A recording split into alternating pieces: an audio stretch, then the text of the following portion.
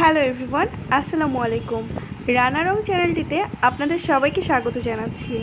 আমি আজকে আপনাদের সাথে একদম দোকানের মতো অথেন্টিক ম্যাঙ্গো জেলির রেসিপি শেয়ার করব। বাজারে কেনা জেলির মতো যদি বাড়িতে বানিয়ে নেওয়া যায় তাহলে স্বাস্থ্যকর উপায়ে বাড়িতে বানিয়ে খাওয়াই ভালো। শুরুতেই আমি এখানে 3টা আম নিয়ে নিয়েছি। এখানে 200 গ্রামের মতো আম আছে। আমগুলোকে আমি খুব ভালোভাবে ধুয়ে কুচি করে কেটে নিয়েছি যাতে ব্লেন্ড করতে সুবিধা হয়। এখন এই আমগুলোকে আমি ব্লেন্ডারে জুস করে নিব। খুব বেশি পরিমাণ পানি দেওয়া যাবে না, অল্প একটু পানি দিয়ে ব্লেন্ড করে নিতে হবে। এই যে আমি আমগুলোকে ব্লেন্ড করে নিয়েছি আর আপনাদেরকে কনসিস্টেন্সিটা দেখিয়ে দিচ্ছি কীরকম হয়েছে। ঠিক এরকম থিকনেস থাকবে।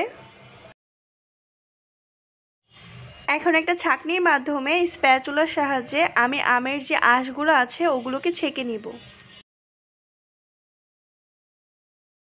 দেখুন আমগুলোকে কিন্তু ছেঁকে নেওয়া হয়ে গেছে, এতে করে জেলের ভিতরে একটা স্মুথ টেক্সচার চলে আসবে।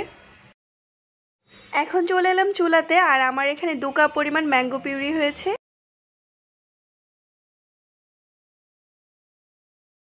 আমি 2 কাপ পরিমাণ ম্যাঙ্গো পিউরির জন্য দিয়ে দিচ্ছি 1 কাপ পরিমাণ চিনি। আমগুলো কিন্তু খুব বেশি পরিমাণ টক ছিল না, যার কারণে আমি 1 কাপ পরিমাণ চিনি দিয়েছি। আপনারা চাইলে 1.5 কাপ পরিমাণ চিনি দিতে পারবেন। চিনি দেওয়ার সাথে সাথে মিডিয়াম টু লো হিটে এভাবে নাড়তে থাকতে হবে যাতে নিচের দিকে লেগে না যায়। দেখতেই পাচ্ছেন 7 থেকে 8 মিনিট জাল দেওয়ার পর ঘনত্বটা কিন্তু এরকম চলে আসবে। এখন এখানে দিয়ে দিচ্ছি 1/2 টেবিল চামচ পরিমাণে ভিনেগারটা দিয়ে নাড়তে থাকবো। আর ঘনত্বটা এখন কেমন আছে দেখতেই পাচ্ছেন। এখন এখানে আমি 1 টেবিল পরিমাণ আগার আগার পাউডার 2 টেবিল চামচ পরিমাণ পানির সাথে খুব ভালোভাবে মিশিয়ে নিয়েছি। অবশ্যই ঠান্ডা পানি হতে হবে আর মিশানোর সাথে সাথেই কিন্তু পিউরিতে দিয়ে দিতে হবে। এই আগার আগার পাউডারটা আপনারা যে কোনো বড় মুদির দোকান অথবা সুপার শপে পেয়ে যাবেন। আর এই আগার আগার পাউডারের মিশ্রণটা দেওয়ার পর দেখুন আমি কিভাবে নাড়ছি, কারণ পাউডারটা দেওয়ার সাথে সাথে কিন্তু দলা পাকিয়ে যায়, এর জন্য আপনাকে খুব ভালোভাবে নাড়তে হবে। আর এখানে দিয়ে দিচ্ছি 2 থেকে 3 ফোঁটা অরেঞ্জ ফুড কালার। এটা অপশনাল, আপনারা চাইলে দিতেও পারেন নাও পারেন।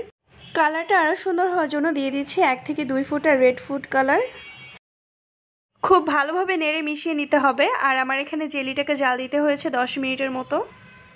জেলিটাকে খুব বেশি ঘন করা যাবে না, কারণ ঠান্ডা হওয়ার পর আরেকটু ঘনত্ব বেড়ে যাবে। আমি এখানে নেড়ে চেড়ে কিছুটা ঠান্ডা করে নিচ্ছি আর এখনও কিন্তু অনেক গরম আছে। আর এই গরম গরম থাকা অবস্থায় জেলিটাকে আপনারা যে পাত্রে সেট করবেন সে পাত্রে ঢেলে নিতে হবে। জেলিগুলোকে আমি একটা জ্যামের বোতলে সেট করে নিয়ে নিচ্ছি আর বাকিটুকু একটা বাটিতে সেট করে নিচ্ছি। দেখুন 2 ঘন্টা পর এটা কিন্তু খুব ভালোভাবে সেট হয়ে গেছে জমাট বেঁধে, কারণ আমি এখানে উল্টা করে ধরছি তারপরেও কিন্তু পড়ছে না। জ্যামগুলোকে আমি এবার ব্রেডে মাখিয়ে দেখিয়ে দিচ্ছি আপনাদের কেমন হয়েছে। খেতে যতটা মজা হয়েছে দেখতেও কিন্তু অনেক সুন্দর হয়েছে, একদম বাজারের মতোই। শেষ পর্যন্ত ধৈর্য ধরে ভিডিওটি দেখার জন্য অসংখ্য ধন্যবাদ।